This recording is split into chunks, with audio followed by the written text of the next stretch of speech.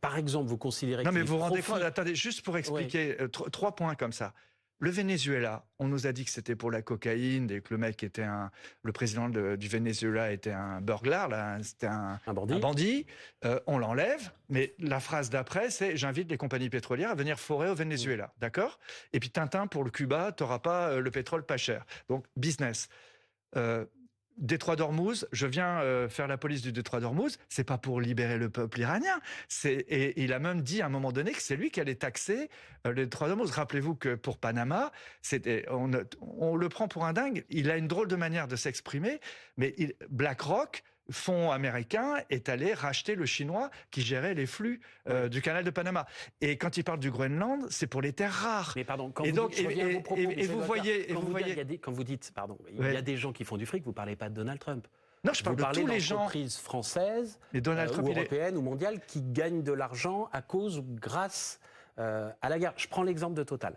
Est-ce que vous êtes tombé de votre chaise quand vous avez vu les profits faramineux de plusieurs milliards d'euros de Total au premier trimestre, qui sont dus en partie au fait que Total fait ce qu'il fait d'ailleurs depuis des années, c'est-à-dire qu'il mise en bourse sur le pétrole, puis quand le pétrole monte, il gagne de l'argent. Est-ce que ça vous scandalise ?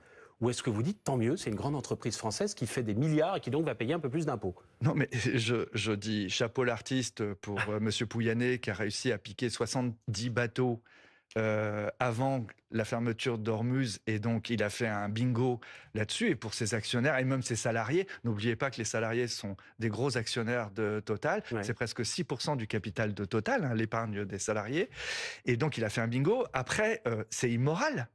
C'est sûr. J'adorais ce professeur de philosophie, Comte-Sponville, qui disait « Le capitalisme est-il moral ?» et il concluait que c'était amoral, que les affaires c'était amoral. Là, c'est immoral. C'est immoral. Bien sûr. Ou c'est, comme vous l'avez dit, Total est dans une forme d'illégalité. Ah, ça, c'est autre chose. Pareil, non, mais on ne parle pas du même sujet, on parle de la... Qu'est-ce que Total fait d'illégal ? Non, mais là, on mélange un peu les choses. On parle de ce qui se passe autour de la guerre, je ne parle pas des conséquences sur la distribution, etc.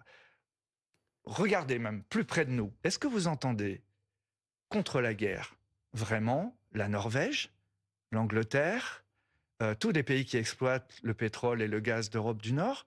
Vous les entendez vraiment? Moi, je lis les journaux internationaux, j'entends pas tellement...